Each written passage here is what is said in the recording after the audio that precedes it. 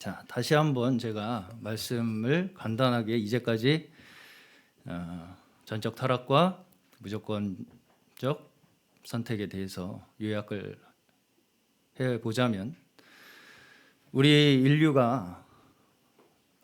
인류의 조상 아담의 범죄로 말미암아서 우리 모두가 그 범죄의 결과로 죄의 권세 아래, 죄의 영향력 아래 놓이게 되었다라는 것이 전적 타락의 첫 번째 논리입니다.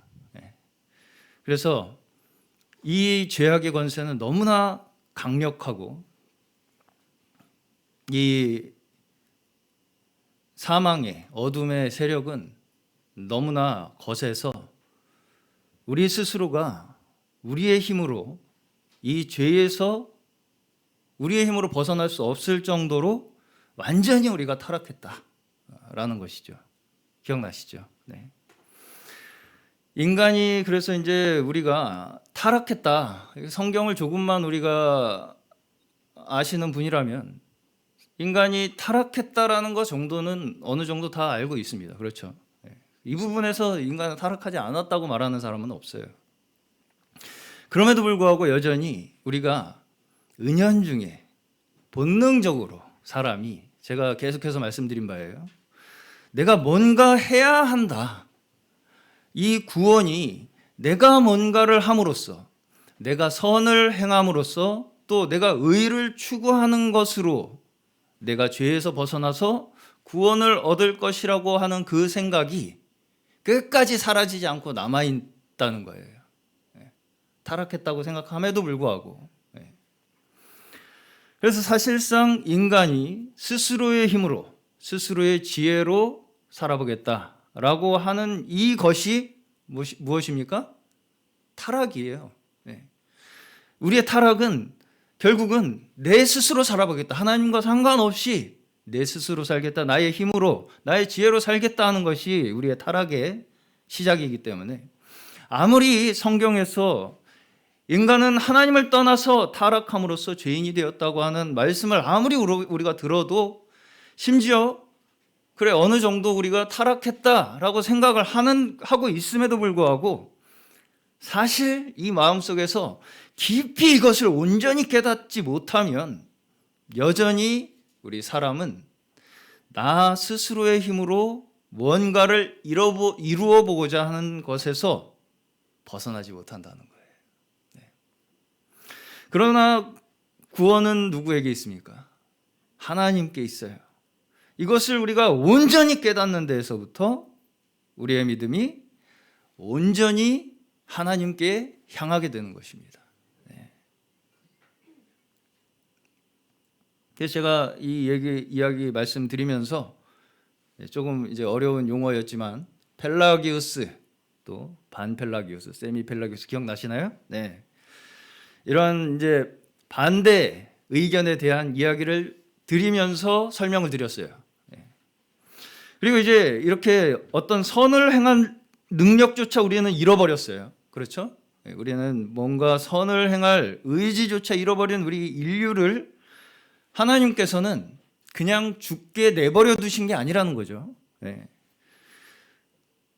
하나님께서는 우리를 구원하시기 위한 이 하나님의 계획을 창세 전부터 예정하시고 하나님의 뜻을 세우셨어요. 그리고 그 하나님의 주권으로 우리를 택하셨다는 것입니다. 우리를 택하셨어요. 근데 이제 여기서도 계속해서 뭐가 문제가 되냐? 내가 그러면 하나님께서 선택된 것이, 하나님께서 나를 선택한 것이 뭐예요? 내가 어떤 특정한 조건이 있기 때문이냐라는 생각을 계속하게 된다는 거예요, 사람은. 내가 어떤 선한 의지를 가지고 있었기 때문에, 혹은 남들과는 어떤 다른 특별한 조건이 나에게 있었기 때문에, 나만의 어떤 특별한 좋은 점이 있기 때문에 하나님께서 나를 택하셨다고 하는 생각을 끝까지 우리는 버리지 못한다는 거예요.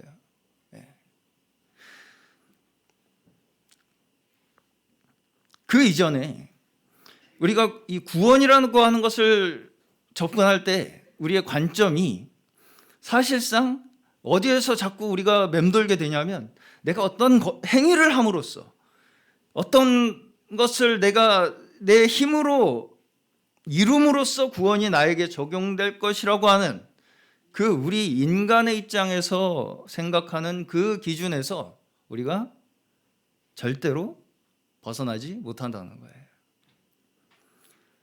그렇지만 제가 이 무조건적 선택 저번 주에 말씀 나누었다시피 어떻습니까? 하나님의 택하시면은 우리의 특별한 조건이 필요한가요? 필요하지 않나요? 필요하지 않죠. 우리의 특별한 조건 때문이 결코 아니라는 것이 이 말씀에서 우리에게 가르치는 바입니다. 그래서 이 저번 주에 제가 무조건적 선택에 대해서 말씀을 나눌 때는 또 여기서 조금 어려운 용어가 나오는데 아르미니우스주의, 우리가 들어보신 분은 들어보셨겠지만 알미니안이라는 이 사상에 대해서 소개를 해드렸었어요. 다 마찬가지로 이 하나님의 주권에 대한 이 개혁주의적 신앙의 하나의 이 반론을 제기했던 사상들이었습니다. 그래서 이제 제가 이 두 가지 전적 타락과 무조건적 선택에 대한 설교 말씀을 나눈 것에 대하여 몇 가지 질문이 나왔어요. 몇 가지 질문이 나와서 이것에 대해서 간략하게 좀 오늘 답변을 드리고 계속해서 말씀을 이어가려고 합니다. 첫 번째로는 전적 타락에 대한 이 질문이었어요. 우리가 불완전하다는 것을 아는 것에서 끝나는 것인가? 그래서 질문의 원문을 제가 그대로 읽어드리겠습니다. 우리는 완벽해질 수 없지만 완벽하려고 노력하기보단 하나님께 완벽함을 간구해야 하는 게 맞나요? 아니면 완벽함을 바라지 않아야 하나요? 라는 질문이었어요. 제가 이제 수련회 때도 저번 주에도 말씀드렸지만 동그라미 얘기 드렸었죠. 동그라미를 아무리 우리가 열심히 이쁘게 그려보려고 해도 절대로 우리는 완벽한 동그라미를 그릴 수 없다고 말씀드렸었어요. 그렇죠? 그러면 우리는 끝까지 그냥 동그라미 못 그리고 그냥 끝나는 거냐? 뭐 이런 생각이 드는 게 당연한 겁니다. 그렇죠? 그럼 그냥 못 그리는 사람이라고 생각하면 되는 거냐? 그게 끝이냐? 라는 얘기예요. 그렇죠? 자, 어떻습니까? 그때 제가 이제 중고등부 청년들한테도 예쁘게 최선을 다해서 동그라미 그려서 제출을 해서 이게 내가 제일 잘 그린 동그라미야 라고 이제 생각을 하는 사람이 제출을 하라고 했어요. 그때 다 이제 제출을 하고서 다 자기 게 제일 이쁘다는 거예요. 사실 어떠냐면 우리가 내가 불완전하다는 걸 깨닫는 것조차 사실은 우리 스스로는 불가능해요. 무슨 말씀인지 이해 가십니까? 내가 불완전한 존재라는 걸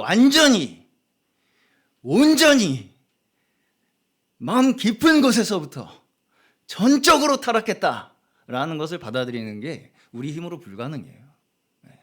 다 나는 스스로 나름대로 잘 하고 있다고 생각해요.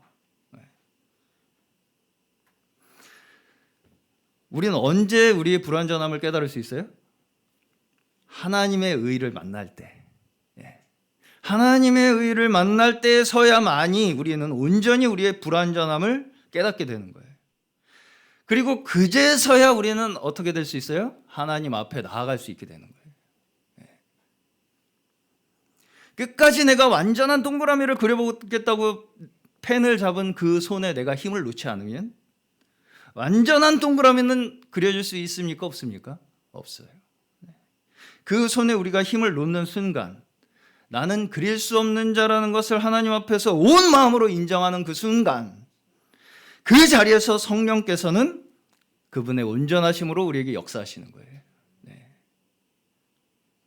이해 가십니까? 네.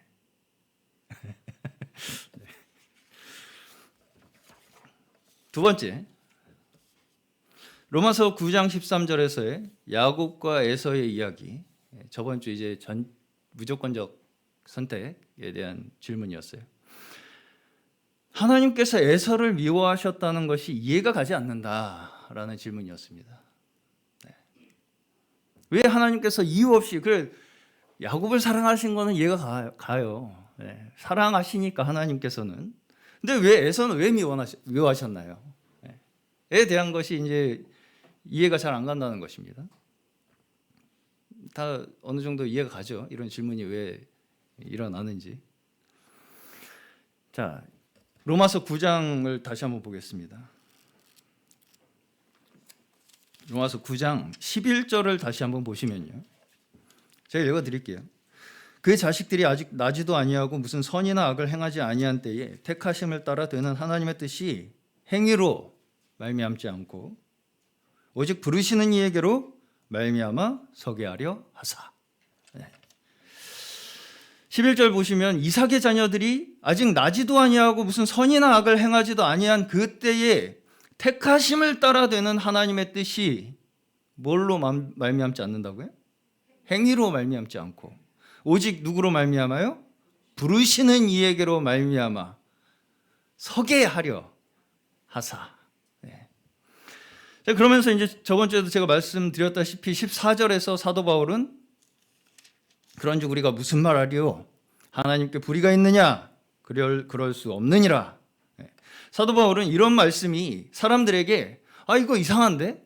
야, 이해가 잘 안 가요. 라고 하는 것까지 있을 거라는 것까지 다 예상을 하고 대답까지 하셨어요. 그렇죠? 이것에 대해서 스스로 자문자답을 하고 있어요. 사도 바울이. 이게 불의하다고 생각하냐? 누가 물어봤는지 어쨌는지 모르겠지만 이미 그럴 것이라는 예상까지 다 이 하나님의 믿음의 우리의 자세에 대한 예상까지 다 하고 있었다는 거죠. 9장의 마지막 부분을 계속해서 보시면 30절에서 보시면 그런즉 우리가 무슨 말을 하리요? 의를 쫓지 아니한 이방인들이 의를 얻었으니 곧 믿음에서 난 의요. 의를 따르지 아니한 이방인들이 의를 얻었는데 이것은 뭐에서 난 의예요? 믿음에서.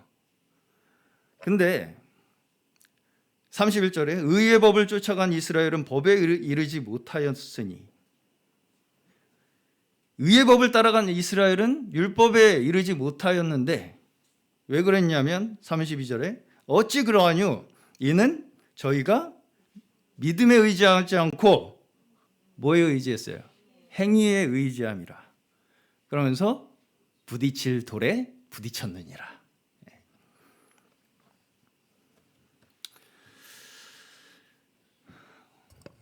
왜 이스라엘 백성들이 의의 법을 따라가다가 율법에 이르지 못했습니까? 행위를 의지했기 때문에. 자, 우리가 여기서 중점적으로 우리의 마음속에 깨달아야 할 것이 뭐냐면요. 우리의 신앙의 핵심적인 문제는 결국은 뭐예요? 믿음을 의지하느냐, 행위를 의지하느냐예요. 이 두 가지입니다.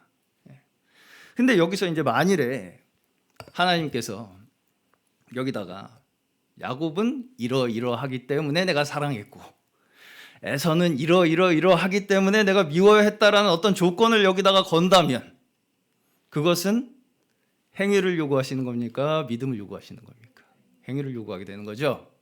그렇기 때문에 여기다가 결코 이 말씀에 이 믿음을 중심 삼는 이 신앙을 우리에게 가르치기 위해서 여기다 어떠한 조건도 걸 수가 없는 거예요. 네. 잘못하면 어떻게 했기 때문에 사랑했다는 어떤 조건을 여기다 걸고 말씀하신다면 그것은 또 다른 행위를 유도하는 논리가 되어버리기 때문입니다. 그렇죠? 이해 가십니까? 네. 우리가 알아야 할 것은 내가 어떻게 해서 구원을 얻을 것인가가 아니에요. 나는 스스로 구원에 이를 수 없는 자이기 때문에 오직 구원하시는 하나님만을 우리가 의지해야 한다는 것을 믿어야 한다는 거예요. 자, 근데 이것조차도 그것도 믿어야 되는 거 아닌가요? 잘 생각해 보세요. 우리가 자, 여러분께서 여기서 앉아 계신 그 모든 것이 하나님의 말씀이 진리라고 믿으시기 때문에 여기 앉아 계시죠? 네. 그러신가요? 네.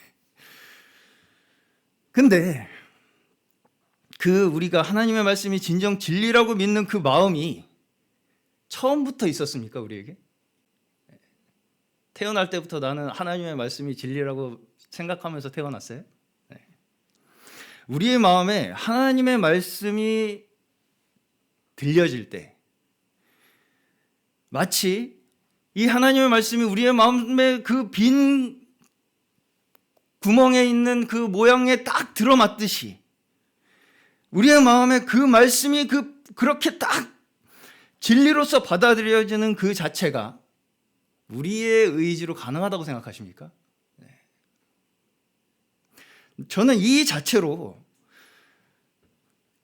하나님께서 우리에게 그런 마음을 주시지 않았으면, 나에게 하나님께서 그 마음을 주시지, 믿음의 마음을 주시지 않았으면 깨달을 수 없는 자들이라고밖에 말할 수가 없어요. 그렇지 않습니까? 그렇지만 여기서 믿지 않는 것은 그러면 자기의 의지입니까? 남의 의지입니까? 네, 자기의 의지예요. 그러니까 이 모든 질문들이 사실은 다 제가 이제까지 계속 말씀드렸지만 상상 속에서 나온 거예요. 이미 타락한 인류는 어때요? 죄의 노예가 되어서 각자의 의지를 가지고 적극적으로 악을 행하고요. 적극적으로 타락한 의지로 하나님을 거역하고 조롱하고 저주하고 멸시하는 그 죄값을 스스로 인간은 지게 되는 거예요. 예.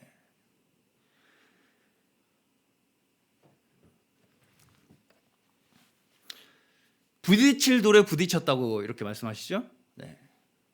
이게 마치 나는 그러고 싶지 않았는데 나를 왜 죄짓게 만드셨냐고 하나님께 따지는 것과 같아요.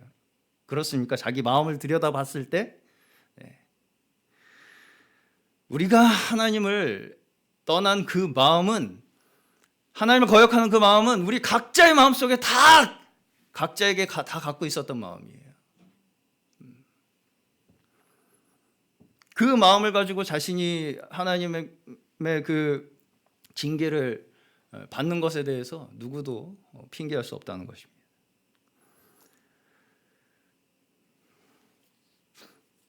그런데 우리가 어떻게 해서 그러면 하나님의 말씀을 받을 마음을 가지게 되었는지, 내가 심지어 오늘까지 거역했던 사람이 오늘까지 거역했어요. 오늘까지 막 하나님을 거역하고 저주했어요. 근데 내일 갑자기 하나님의 말씀을 받을지 우리가 알 수 있습니까? 없습니까? 없어요. 왜냐하면 우리 또한 그랬던 자들이니까요. 네. 우리 또한 그렇게 하나님을 거역하고 저주하던 자들이었는데 어느 날 말씀이 우리의 마음속에 진리로 받아들여졌어요. 그렇기 때문에 우리는 어떻게 해야 됩니까? 이 잘못해서 이 예종론을 너무 극단적으로 이렇게 믿게 되면요, 그럼 복음 전파할 것도 필요 없지 않냐, 이렇게 말을 하는 사람들도 있는데, 이 말씀을 증거하고 복음을 전파하는 것이 그렇기 때문에 우리의 인생의 의미이자 목표가 되는 거예요.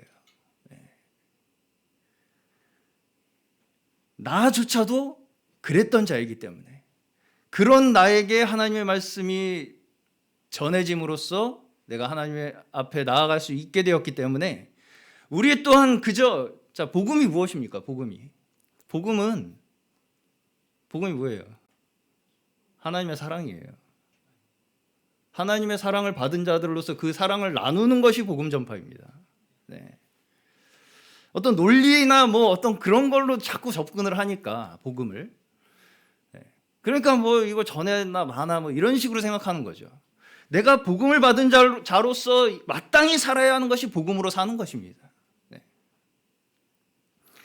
그래서 우리가 진정 하나님 앞에 믿는 이들로서 돌아왔다면 우리는 절대자로서의 하나님, 창조자로서의 하나님, 전능하신 하나님 아버지를 우리의 아버지로 삼고 우리에게 주어진 모든 구원의 그 공로를 하나님 앞에 돌려드릴 수밖에 없게 되는 것입니다. 근데 우리가 여전히 우리의 생각이 나를 중심 삼는 것에서 벗어나지 못하는 것이 결국은 우리를 끝까지 나 자신의 어떤 행위에서 벗어나지 못하게 하는 것이고요. 오직 하나님의 주권을 믿는 그 믿음을 우리가 증거하는 것. 하나님께서 우리의 모든 것을 계획하시고 인도하신다라는 그 믿음을 우리는 그저 증거하는 것으로밖에 설명할 수가 없어요. 우리의 믿음을. 그것이 하나님의 은혜인 줄로 믿습니다. 자, 그렇다면 오늘 이제 제한 속죄라는 항목을 함께 살펴보겠습니다. 여전히 마찬가지의 문제를 해소하기 위한 주제예요. 우리의 죄를 해결하기 위해서 우리가 해야 할 일이 있는가? 여기에 대해서 몇 가지 의견이 있어요. 몇 가지. 첫 번째로는 예수님께서는 모든 인류의 죄를 위하여 십자가에 죽으신 것이다. 어떻게 들리십니까? 그렇게 들리시나요? 네. 이게 잘못하면요, 사람이 믿던 안 믿던 모든 사람이 구원받을 것이라고 하는 소위 만인구원설 혹은 보편구원설이라고 얘기해요. 이 세상에 지옥 가는 사람 없다고 얘기하는 거예요. 그런 약간의 이교적인 이단 사상에 빠지게 할 가능성이 있어요. 잘못 생각하면 우리가 뭔가 이렇게 얼핏 듣기에는 하나님의 사랑은 무한하시고 하나님은 사랑의 하나님이신데 왜 사람을 지옥에 보내시는가 하는 의문을 가지게 하는 부분이 있다는 거예요. 그렇지만 이게 잘못 생각하면 이게 어떤 결과를 가져오게 되냐면요, 하나님께서 사람을 창조하시고 구원하시는 그 모든 하나님의 역사가 아무 목적도 없고 계획도 없고 뜻도 없이 그저 그냥 창조했다가 사람이 타락하니까 그냥 어쩔 수 없이 구원하는 것으로 생각하게 될 수 있다는 거예요. 타락했네? 구원해야지. 뭐 이런 식으로 생각하게 할 수 있는 가능성이 이 만인구원설에 있다는 것입니다. 그렇지만 하나님께서는 성경에서 뭐라고 말씀하시냐면 창세전부터 이 모든 창조로부터 시작된 구속의 계획을 철저하게 세우시고 그것을 통해서 이루고자 하시는 뜻이 분명하게 있다는 것을 말씀하고 계세요. 그래서 이제 이 만인구원론, 보편구원론은 조금만 우리가 성경을 알아도 이거는 말이 되지 않는다, 이것은 누구나 어느 정도 다 알고 있습니다. 제가 먼저 극단적인 예를 한번 들어드리고 이제 시작을 하는 거예요. 그런데 이제 저번 주에 제가 또 한번 언급했었던 알미니안주의에서는 이 속죄에 대한 문제에 대해서도 이 개혁주의 예정론에 약간의 반론을 주장했어요. 물론 이 알미니안주의에서도 모든 사람이 구원을 받는 것이다 이렇게 이야기하지는 않았습니다. 근데 어떻게 이야기를 했냐면 어떤 일부의 사람을 구원하시기는 하는데 그 구원을 위해서 모든 사람이 다 구원받을 수 있도록 준비는 해놓으셨다. 헷갈리시죠? 네. 다시 말하면 온 인류의 죄값을 다 갚으셨어요, 이미. 그런데 누구만 구원받냐? 믿는 자만 구원을 받는다, 이렇게 이야기를 합니다. 또 헷갈리시죠? 네. 그러나 여전히 여기서 이야기하는 것은 그 구원이 완전히 이루어진 것은 아니라는 거죠. 가능성만 열어놓은 거예요. 구원받을 수 있는 가능성만 열어놓고 거기에 뭐가 개입돼야 돼요? 내가 그 구원을 선택하는 거. 의지가 내가 개입되어야만이 그때서야 비로소 속죄가 이루어지고 그때서야 나는 구원을 받게 되는 것이다 라고 이야기합니다. 그렇게 주장을 했어요. 굉장히 설득적이고 논리적으로 들리죠. 뭐가 잘못됐나 이렇게 생각이 듭니다. 그렇죠? 그렇지만 논리적으로 굉장히 많은 허점이 있어요. 자, 예수님께서 용서하신 이 죄의 범위를 우리가 한번 생각을 해보면 네 가지 정도로 우리가 볼 수가 있어요. 예수님께서 누구의 죄를 용서하셨냐라고 할 때 네 가지 정도로 볼 수가 있는데, 네 가지 그거 제가 보내드린 거 있나요? 네. 제가 이런 이제 반대의 의견들을 이렇게 말씀을 드리는 없어요? 제가 보내드린 거에 있어요. 문자로. 네. 제가 이렇게 반대적인 견해에 대해서 계속해서 설명을 드리는 것은 무엇이냐면, 제가 저번 주에도 말씀드렸지만 이 개혁주의는 이 사람들이 나름대로 성경을 바라보는 그런 치우친 관점을 바로잡는 과정에서 정립된 것이 개혁주의 신앙이에요. 그래서 우리가 사실 그냥 놔두면 그런 쪽으로 갑니다. 그래서 이렇게 생각하면 이렇게 되는구나, 이걸 우리가 정확하게 알지 않으면, 이 신앙의 중심을 우리가 정확하게 깨닫지 않으면, 잘못하면 우리는 그냥 그런가 보다 하면서 그쪽으로 그냥 흘러가게 된다는 거예요. 그렇기 때문에 제가 이런 다양한 관점을 같이 소개를 하면서 말씀을 드리는 것입니다. 첫 번째, 모든 사람의 죄. 모든 사람의 모든 죄.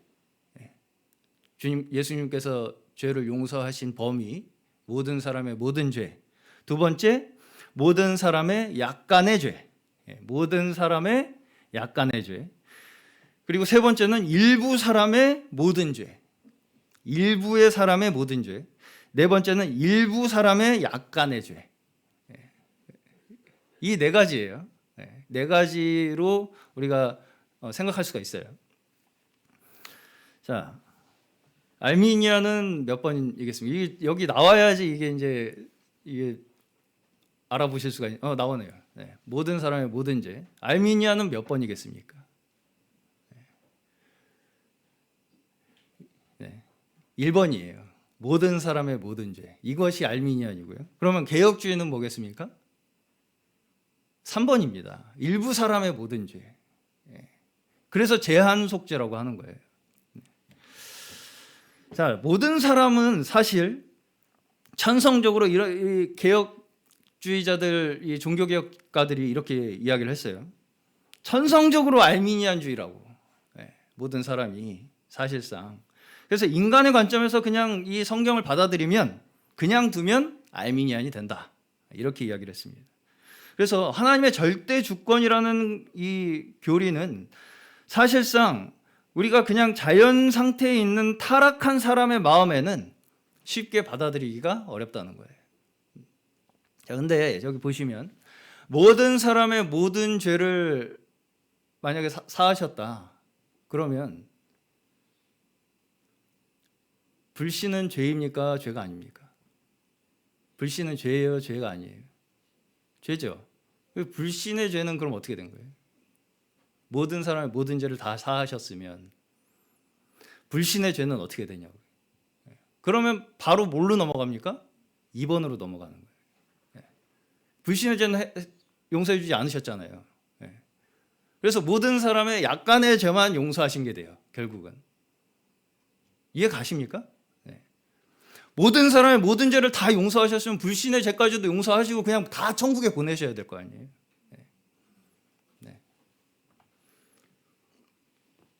근데 또 그렇진 않잖아요. 그렇기 때문에 결국은 모든 사람의 약간의 죄라는 것이 되고, 거기에서부터 어떻게 되냐면 예수님께서 십자가에 이루신 구원이 마치, 됐습니다. 마치 일단 예수님께서 밥상을 차려 놓으셨어요. 이렇게. 근데 누가 마음을 먹고 와서 먹어야지 그 구원이 이루어진다라고 이야기하는 것입니다. 그래서 사실상 어떻습니까? 사실상 실제로 죄가 해결이 됐습니까? 안 됐습니까? 안 된 거예요. 실제로 죄가 해결된 건 없어요. 어떻게 해야 해결돼요? 우리의 행위가 거기에 수반이 돼야 죄가 해결이 되는 거예요. 반대로 얘기하면 만약에 아무도 와서 먹지 않으면 어떻게 됩니까? 아무도 구원받지 못하는 상황이 벌어져요. 아무도 구원받는 사람이 없을 수도 있는 일종의 도박을 하신 거라고 생각을 하게 되는 거예요. 하나님께서. 사람의 의지에 의존을 해서 하나님께서 구원 게임을 하시는 거예요. 그런 식으로 생각을 하게 된다는 거예요. 영원 전부터 세우신 하나님의 구원 계획이 그렇게 인간의 계획, 인간의 행위에 의존해서 앞으로 어떻게 될지 모르는 그런 계획을 세우셨다고 생각이 드십니까? 결코 그렇지 않다는 것을 말씀에서 증거합니다. 제가 몇 구절 읽어드려보겠습니다. 마태복음 1장 21절 아들을 낳으리니 이름을 예수라 하라. 이는 그가 자기 백성을 저희 죄에서 구원할 자이심이라 하니라. 요한복음 10장 14절 15절입니다.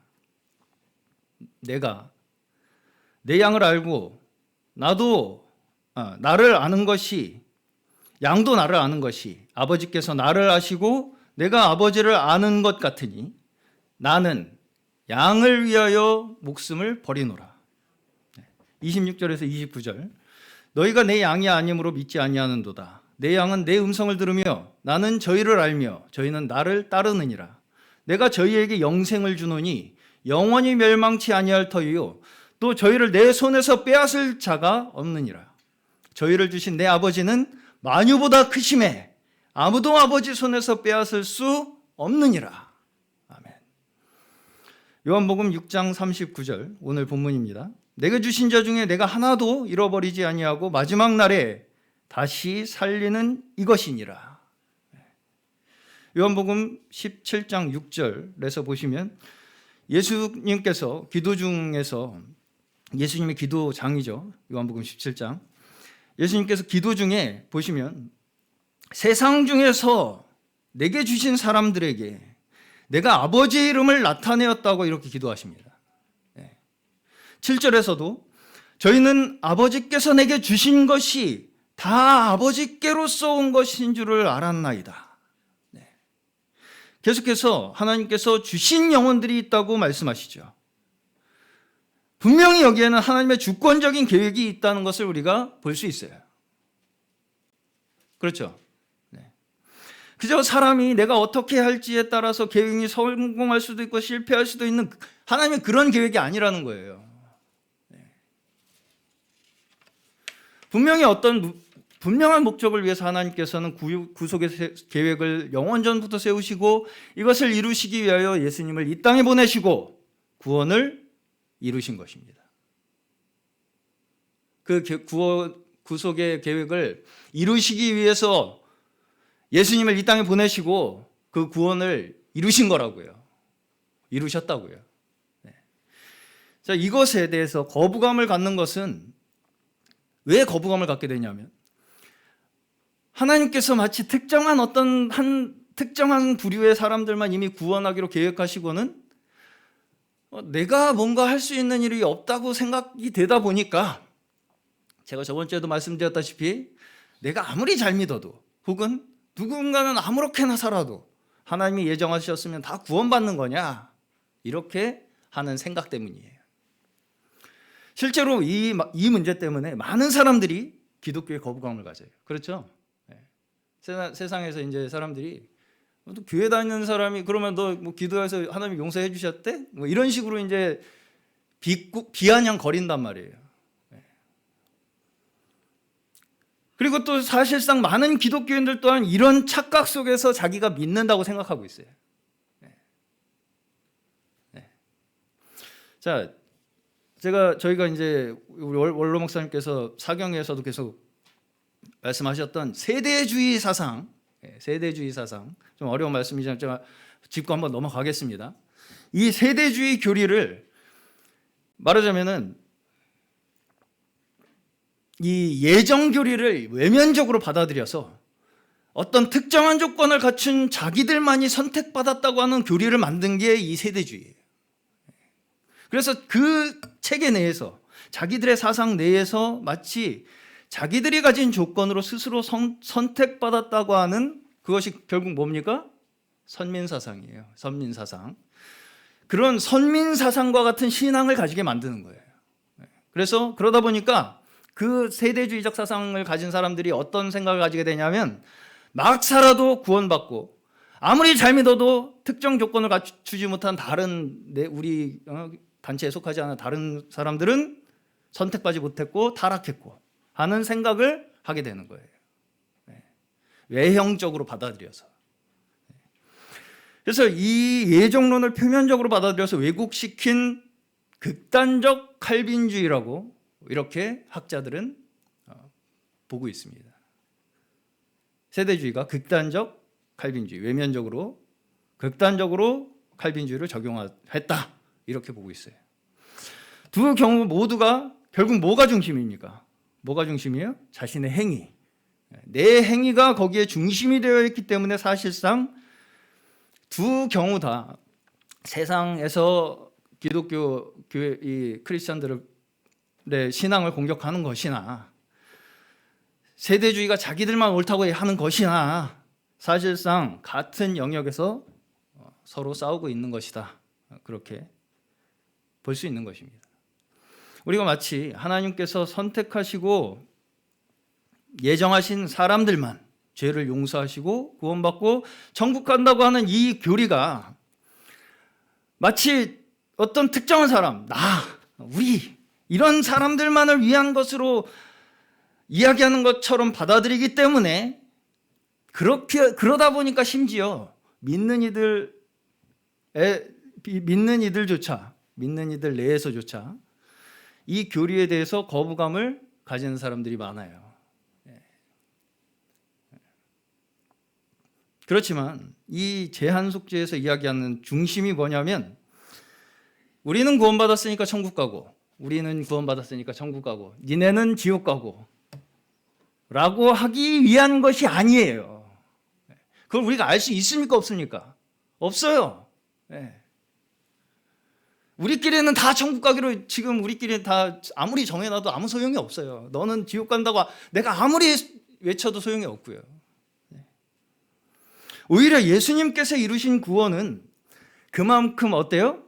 강력하고 완전한 것이기 때문에 그 구원의 역사에 있어서 우리가 해야 할 것이 있다는 것입니까? 없다는 것입니까? 우리가 해야 할 것이 전혀 없다는 것을 완전하게 증거하기 위한 교리가 이 제한속죄예요. 우리의 구원의 여부가 내 스스로의 행위나 내 선택에 달려있는 것이 아니라 오직 예수님의 십자가의 공로로 이루어졌다는 것을 강력하게 증거하는 것입니다. 그렇기 때문에 이 제한속죄를 제가 오늘 뭐라고 제목을 정한 거예요? 명확한, 확실한, 명확한 속죄, 혹은 확실한 속죄, 효과적인 속죄라고 이렇게 표현하는 것이, 제한속죄라는 제한이라는 용어가 오해를 불러일으킬 수 있기 때문에 제가 이렇게 제목을 바꾼 것입니다. 명확한 속죄, 명확하게 우리를 확실하게, 하나님의 속죄는 그냥 어떻게 흐리멍텅하게 되면 되고 안 되면 안 되고 하는 식으로 대충 아무나 걸려라 하는 식으로 구원하신 것이 아니라는 것입니다. 그렇게 되면 주님께서 나에게 주신 구원이 나에게 주신 게 아니잖아요. 대충 내가 아무나 걸려라 하고서 주신 것이면 내가 가서 어떻게 해서 찾아가지고 내가 얻은 구원이지, 하나님께서 나에게 개인적으로 나 개인을 향한 직접적 사랑의 그 행위, 이 의미가 흐려진다는 거예요. 그 감사함이 약화된다는 거예요. 이해 가십니까?